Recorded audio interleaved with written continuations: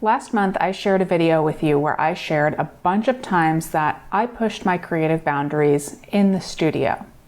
In this video, we have something similar, but different. I want to share with you 5 times I pushed my creative boundaries outside of the studio for portraits. Well, 5 times plus 2 honorable mentions. I'll share a couple of photos from each project along with some of the behind-the-scenes backstory from each. These stories go beyond the gear I was using to the creative process and execution of these photo projects. Before we get to the first project, I have some exciting news for my members. The next module of the Beginner's Guide to Classic Portraits long-form course is now live. This module is filled with videos on working with the subject, a popular topic that I receive questions about often. Members, I will link to where to find the new module in the description of this video. If you are not a member, I will add a link to learn more about channel membership in the description as well. Members see things like my long-form courses, behind-the-scenes chats, and my photography ebooks. But back to the topic at hand, creativity in portraiture. I'm saying portraiture, but I use that term loosely. I'm definitely using some artistic license here. By portraiture, I mean photos of people. In this case, me. I've used myself as my primary model since the beginning of this channel to make my ideas happen.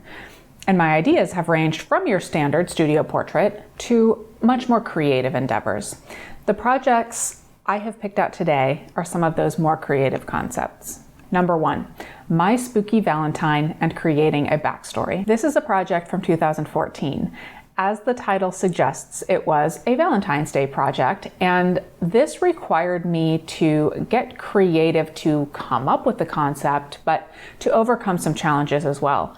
A big part of this project was the location, which was a challenge in itself. This is a ghost town. Raymond and I were visiting Zion National Park and creating a video for the channel from that trip, but we had stumbled upon this place in our research of the area and decided to visit to try to do a photo shoot there for an offbeat Valentine's Day photo project. So while I had picked out this outfit for a potential photo shoot, the rest of the project was unplanned. We had no idea what we were going to find when we got into this town. So once we arrived, the challenge became finding good spots for photos that also helped me to tell this story that I came up with. Somewhere along the way, I came up with this backstory of being a ghost trying to entice the viewer to stay in the town. So I kept that in mind as I posed and as we came up with each shot to capture. So that in itself was a challenge, trying to create a story with images without a plan. But on top of that, we had no lighting, so we had to get creative with positioning and how I angled myself and my face. It was also dirty and I was wearing light colors, so I had to be careful not to end up with dirt smudges on myself. I mean, I ended up lying in the dirt towards the end, but I made sure those last shots were the last shots of the project. And on top of it all, we wanted to respect the town. It may have been an old ghost town, but I certainly didn't want to contribute to the decay of the buildings. So I was thoughtful about where I leaned and where I walked.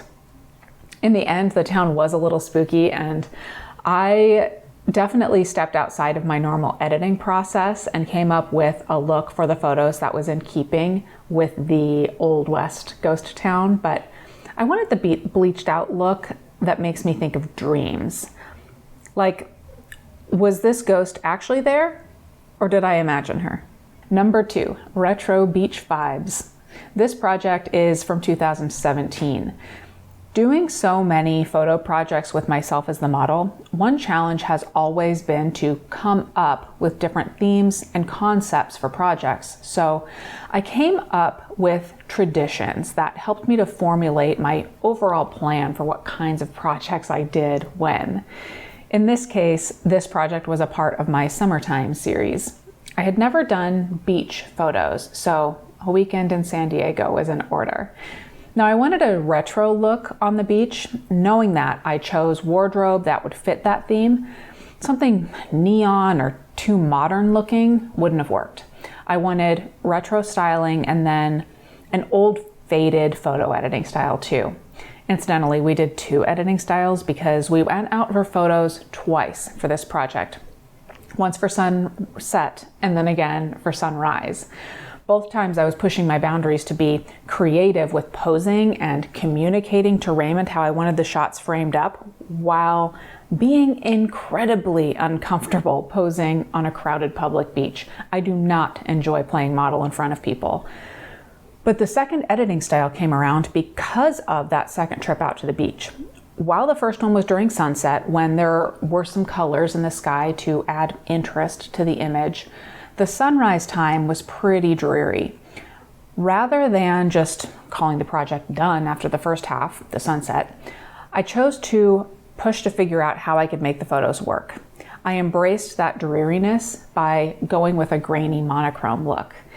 Certainly not the summer fun style of the first half, but sometimes you have to roll with the punches and modify your plan. Number 3 today is the new approach to setting your camera.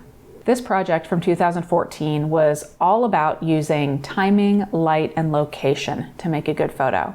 I received so many questions from people asking what gear I used for a particular shot or what settings. But most often, the success of the image was far more the work that went on behind the scenes, the planning, the getting up before dawn, the miles of hiking that may have had to have happened to arrive at the location. More often, it is those things rather than the gear or settings that made the shot what it was. This project was about that. A couple times a year, wildflowers bloom in this area and they don't last long, so I knew that I would need to take the opportunity as soon as it happened. There would be no putting the shoot off so that I could sleep in or wait for a cloudy sunrise. So I got ready by making a fairy tale sort of outfit. I actually made the skirt. It's way too expensive to purchase something like that. And we got out to the field for sunrise. We didn't use extra lighting. We didn't use a reflector or diffuser or anything like that. We just oriented ourselves to work with the rising sun, using the diffused light before the sun crested the horizon, and then even working with the direct sun once it was up.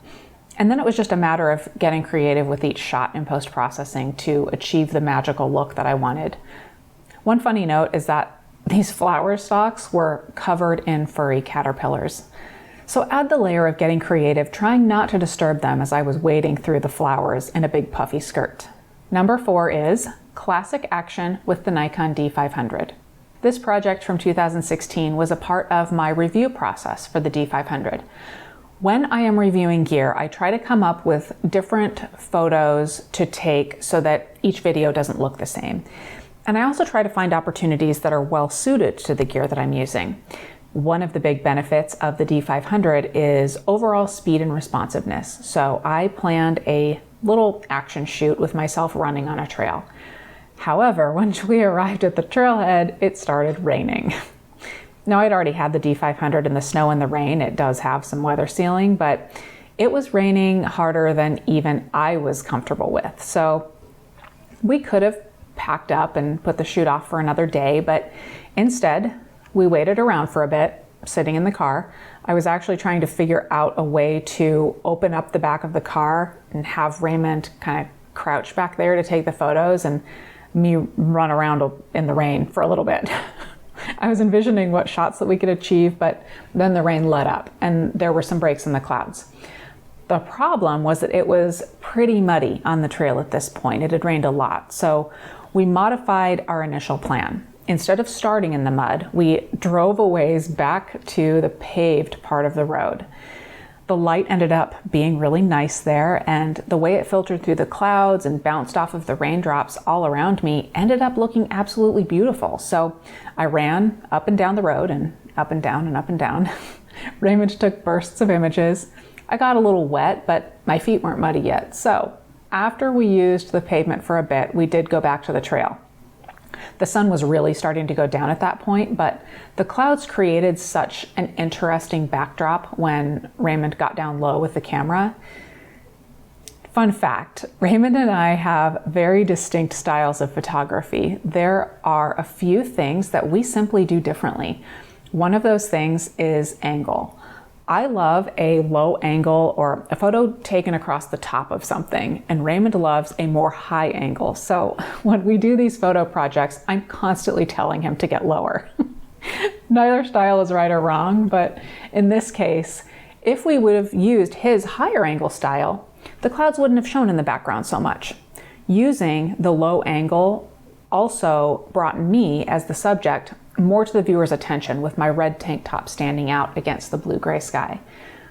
And one last challenge with this project was the modeling component, because it's one thing to think up poses and execute them, but it's another to do that while running. In this case, in the rain and mud. And number 5 is portraits embracing the spontaneity of the open road. This project is from a monthly theme in 2018. The theme was Road Trip June. I used to do monthly themes and attempted to create all of my projects that month around the theme. It was a fun challenge.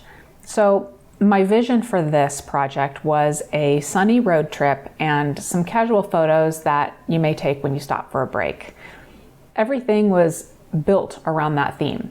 The wardrobe, the poses, and we did indeed go for a drive for this.